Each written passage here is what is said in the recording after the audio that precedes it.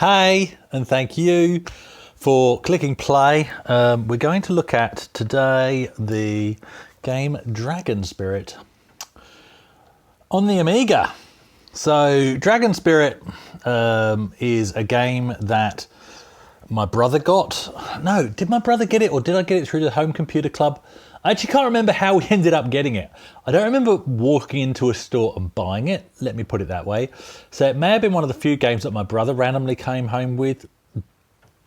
That's gelling the most with my blurred memory. It's an arcade conversion. 1989, I believe, is when the Amiga version came out, and that is relevant to what we're going to look at today, because you'll notice both the A1200 and the A500 are booted up. And that's because it doesn't quite play the same across the two. So we will have a look at that. But look, this is the box. So it's on the Domark, 10 Gen Domark label that did these plastic boxes. I've got two more on the shelf, Hard Driving and the Star Wars Trilogy. Star Wars Trilogy is in good condition. Hard Driving is in very average condition, as is this one. And I got this from the same friend. I mean, I got it as part of a big bundle, so it was a bargain price. So I'm not looking a gift horse in the mouth, as I've said before, not at all. There's the screenshots. And as you can see there, you've got the arcade cabinet there as well. But the problem with these boxes is, A, plastic boxes get scratched and so they go dull. We'll have an attempt at fixing that up in a future episode, I think, because I've got an idea. But with these particular ones, the way they unfold, and look what's happening here. And there's no stopping it. The paper manual, which is what that is, it always gets hooked up in the mechanism. It gets hooked up in the back here and ends up in all kinds of strife. And it doesn't matter how many times you neatly put it back, the same thing always occurs. So even making sure you get it back in underneath all the lugs, it doesn't help. It just doesn't help. Every time you close it, it gets caught on the inside there, and then it will pull itself free again. And I remember this happening back in the day to my original copy. It's not that this one hasn't been looked after. It's such a poor design. It's almost unavoidable. So if you do find a mint copy, it probably means it was never played. And the manual is in there. You flip that out and that's where the instructions are. And here is the disc. And I was wondering, is that the original disc? I'm still kind of wondering that, to be honest. But they did do these sort of dodgy labels. Hard Driving's the same, and my Star Wars Trilogy is the same in terms of stuck-on labels to discs. And Star Wars I got from a completely different seller, right at the start of my recollecting. Anyway, enough whinging about these boxes.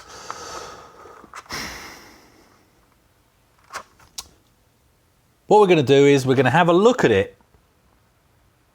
We're going to have a look at it on the A500 first, and we're going to see how I remembered it.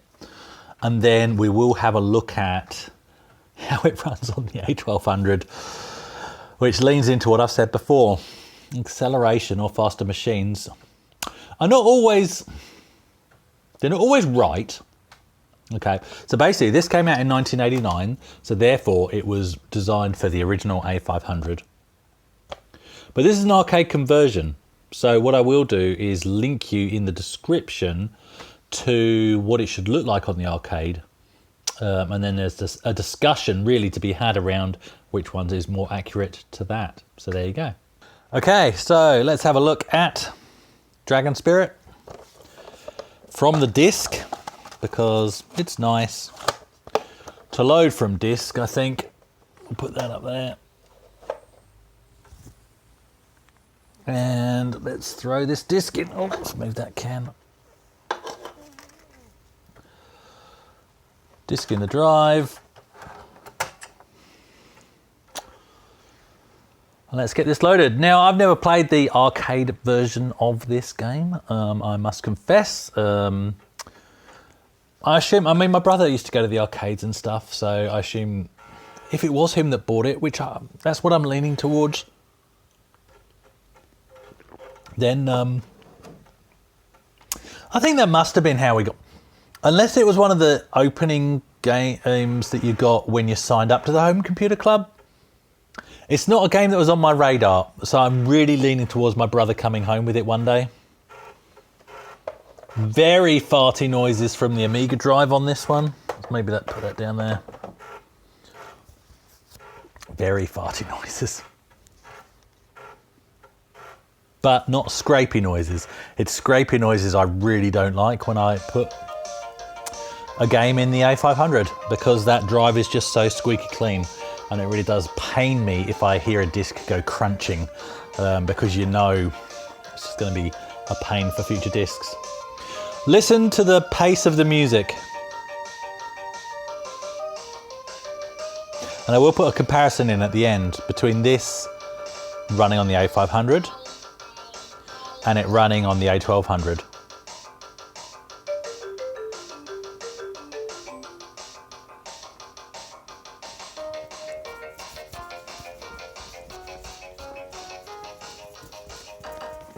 Anyway, let's play the game.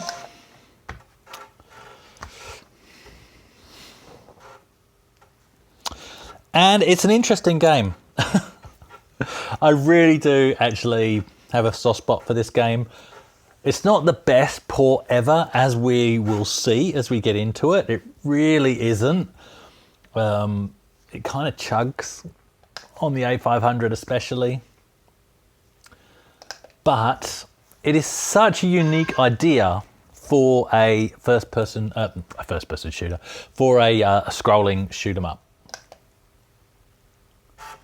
and that's where its charm lies.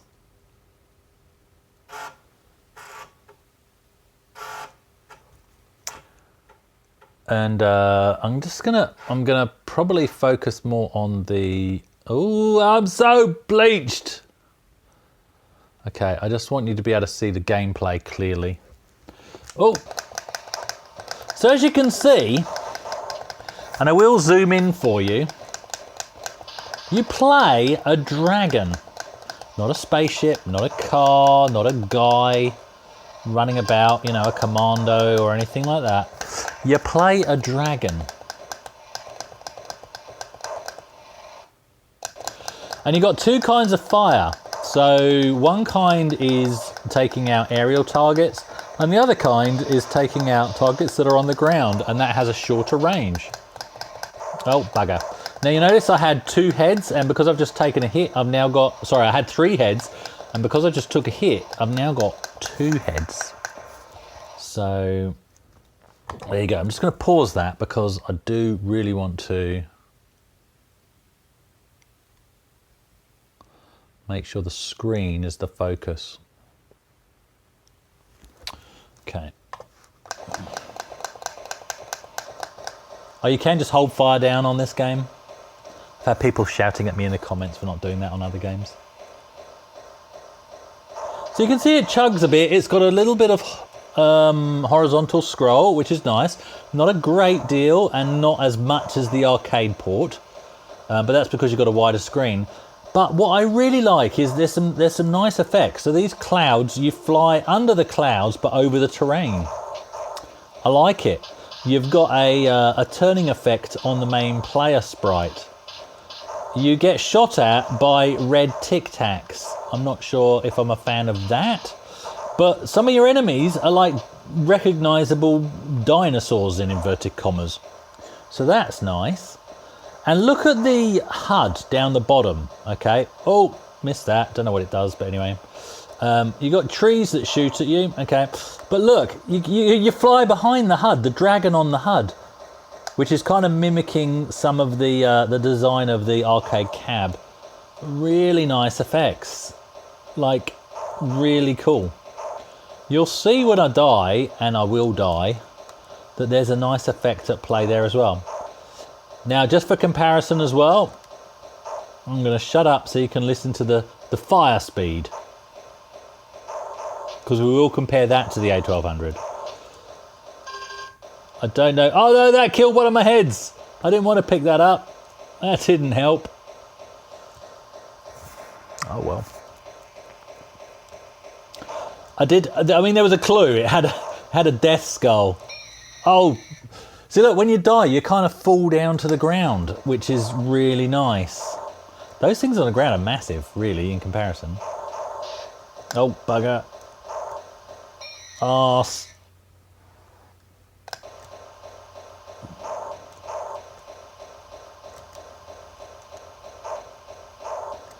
There's a certain bit I want to get to, but that may be when we play it on the A1200. But so look, yeah, I'm pretty sure it would have been my brother that bought this, brought it home one day for whatever reason.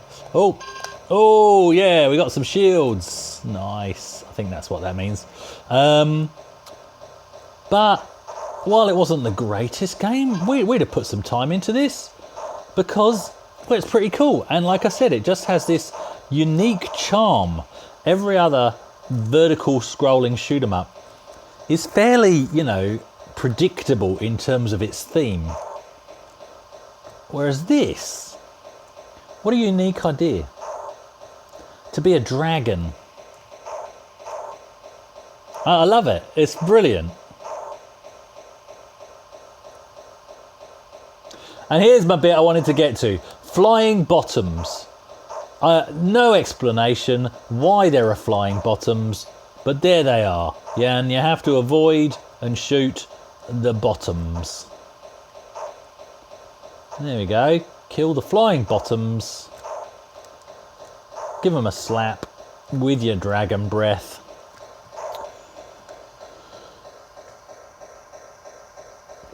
Because that's what you do when you're a dragon. You breathe your dragon breath fire at the bottoms in the sky. And trees, not a very eco-friendly game, if we're honest. You got these big plesiosaurs. You got these, I don't know what they would be. Shoot those. Let's pretend those are pterodactyls. I don't know what those big flying squirrel things were earlier. And I have no idea what the flying bottoms are. But it doesn't matter. So the weapon power-ups are quite cool because basically you get more heads. You can have up to 3 heads, which obviously gives you greater fire, arse. And then you also get other power-ups which give you fire, a spread and stuff like that. Those bloody Tic Tacs, I tell ya.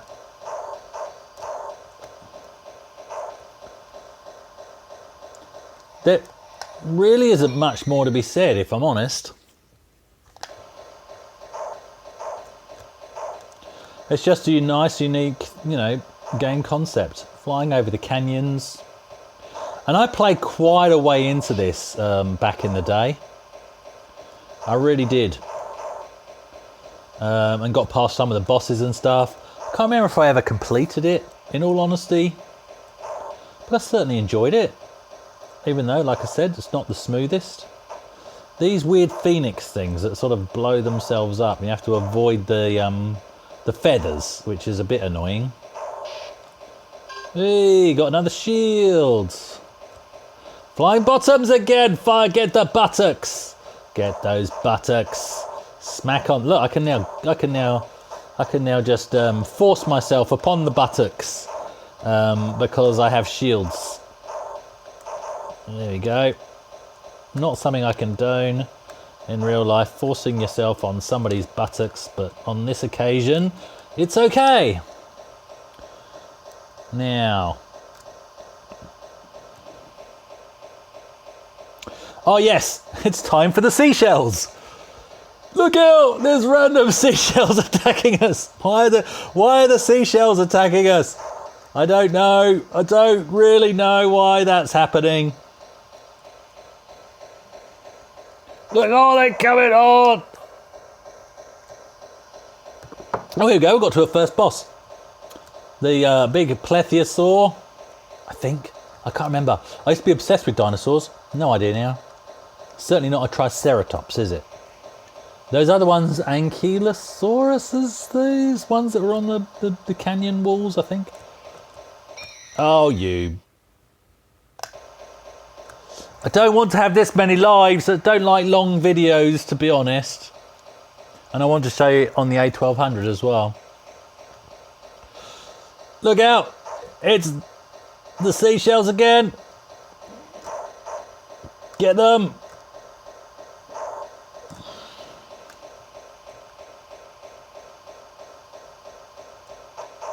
So you can see if you have more heads,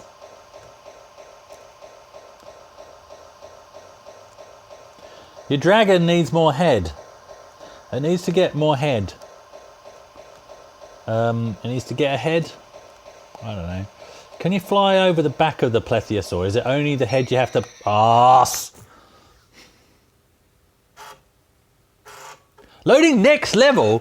Why is it loading the next level? That doesn't make any sense. No, that's the first level. Let's have a look on the A1200. Okay, so on the A1200, it doesn't... I've got issues with my floppy drive, so we'll load the WHD load version, which is what I did earlier when testing. And you will see... And look, in all honesty, so this machine is running. It's a PAL machine, PAL screen. It's nothing to do with NTSC versus PAL. Let's load Dragon's Breath. Dragon Spirit. Did I say Dragon's Breath earlier? I hope not, because I'm not redoing the whole video. What's D? No, I do get distracted by other things on this hard drive. Dragon Breath. See, I've got Dragon Breath there. Dragon Spirit. Dragons. Where is it? Dragon. Dungeon Master. AGA. Oh, I've got Dungeon Master. Anyway, Dragon Spirit.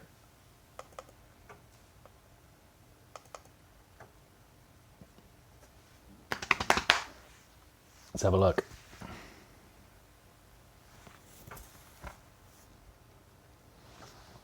Music comparison.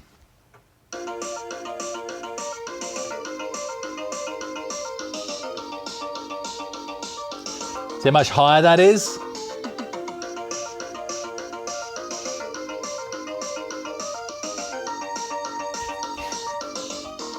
Faster, so much faster. Anyway, let's play the game. I've seriously had some people say there's not many games that get affected by acceleration. There are. There really are. And it becomes more noticeable when you use an insane system like a Pi 400 running Amiga. The games just become unplayable because the machine is running so fast. At least this, you know, they remain playable. Obviously, F18, I did a video about that and how it makes it less accurate because you're dealing with real world environments. Rate of fire comparison.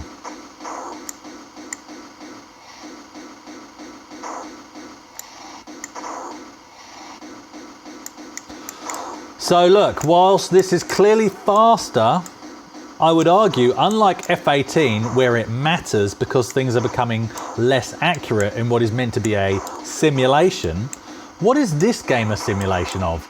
Well, it's a simulation of the arcade port. And the arcade port certainly runs faster and smoother than the A500. The game came out in 1989, so it would have been designed for the A500, but this makes it more accurate, I would argue, to the arcade version. Therefore, I think in this instance, even though the A1200 didn't exist at the time of this emerging, of course the developers would have wanted it to run closer to the arcade. This makes it more playable in this instance, and I'm happy with this. So while my nostalgia is towards the original version that I just showed you on the A500, if I was to play this for a bit of fun, I'd probably play this version on the A1200. Because, oh, look at the fire! Yes! Get out of my fiery dragon breath way! I am invincible. Look at that! It just destroys everything! You all suck. And now I've just lost one of my heads because I ran into a Tic Tac. Look how fast that's friggin' firing. I love it. So this, oh, so much nicer as a gaming experience. And I guess it really does put the game where it should have been in terms of a home port. I like it. Okay, so look, I hope you enjoyed that. But I need to correct myself. And this is the beauty of doing videos and editing. I quite rightly said that the music was completely different between playing on the A500 and the A1200. Here's a comparison.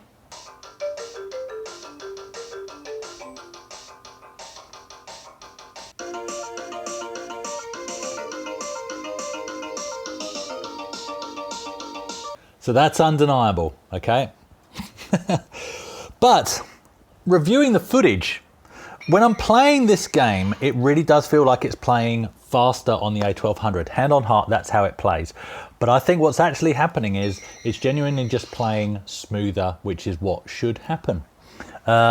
And what I've used by that is when reviewing footage of the A500 and the A1200, because I have the luxury of doing that, I watch the clouds floating down from top to bottom of the screen, and they generally take 5 seconds from the top of the screen to the bottom of the screen, regardless of which system.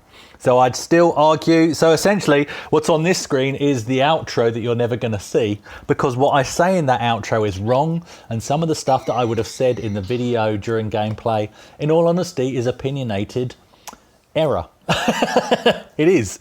After reviewing the footage, hand on heart, you know, it isn't faster on the A1200. It is simply smoother. It has a better frames per second, a smoother frame rate, and well, that's the best result. That's what should happen. So yeah, thanks for watching.